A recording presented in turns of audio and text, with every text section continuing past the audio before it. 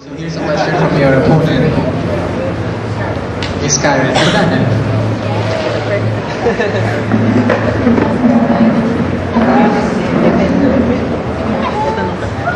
Question for that? Okay, question. Because may pinapropose ka na training beforehand. So, yung question ko lang is, do you have a plan kung kailan? Like, kahit na draft lang kung when do you propose for this training to happen during the school year? Kasi medyo masikip talaga yung, marami tayong ginagawa talaga. So, siguro, ano siya, kunwari, magpapa-apply na tayo for officership position in April. Then March, about 2 weeks before, bago ng applying for officership. That's when we're gonna have hindi mo siya skills training, pero more on orientation on what the officer's position is all about.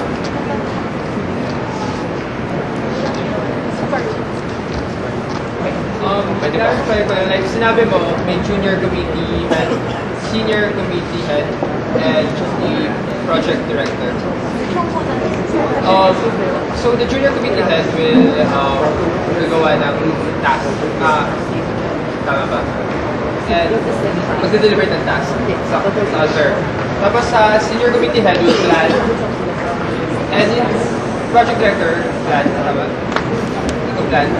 Yeah. Hindi ba too much clarity na daming planning? Kasi may planning din nangyayari sa VP.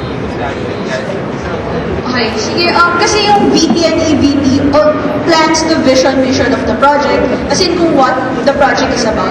Pero the project director plans on kung parang yung ginagawa natin, project director plus the committee heads are the ones to plan the project itself on how are we going to implement it.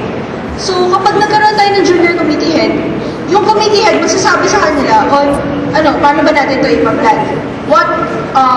Paano yung strategy natin on how to plan this? Or how to implement this?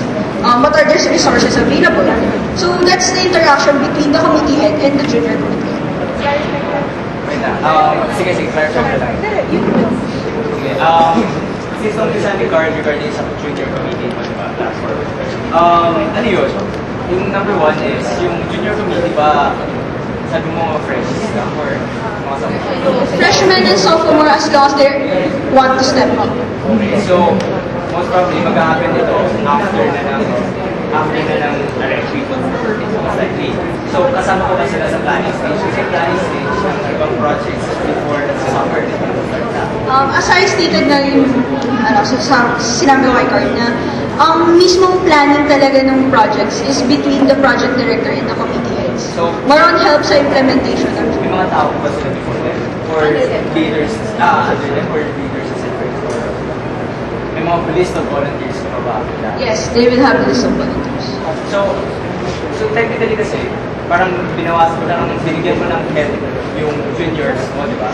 Tapos, yung juniors, yung sinabi mo, based sila yung on the job na gagawa. So, parang... Pero minomonitor pa rin yung So, anong committee head. difference na juniors sa volunteers? Ang junior committee head, more on mas may grasp na sila ng responsibility.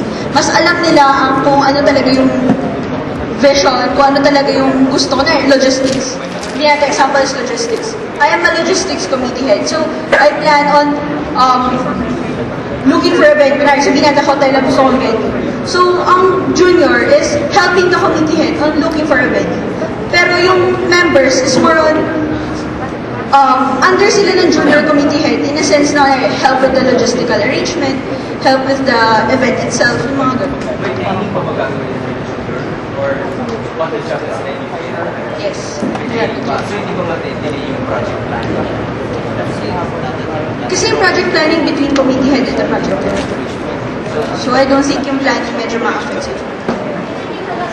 Di ba, pinahabang mo lang yung chain of command by instilling your committees. And wouldn't this be parang communication problem, implementation problem, mas mahirap pag-utilize kapag mas marami kang kailangan paanan, hirang approval. Do you think this would be beneficial or more detrimental to the public? Kasi for me, I believe that as long as maganda yung interpersonal relationship ng committee head and the junior committee head, then I don't think na medyo mahihirapan siya hierarchical. That's why I place this junior, para may grasp sila ng project. Para may hold sila na, okay, I will work because project ko rin to. Parang gano'n. Yun yung nagiging problem ngayon ng projects cluster, which is, ang project manager na lang ang laging nag-work. Then the volunteers, on the spot na. As in, pagka project na, saan na sila nag-work.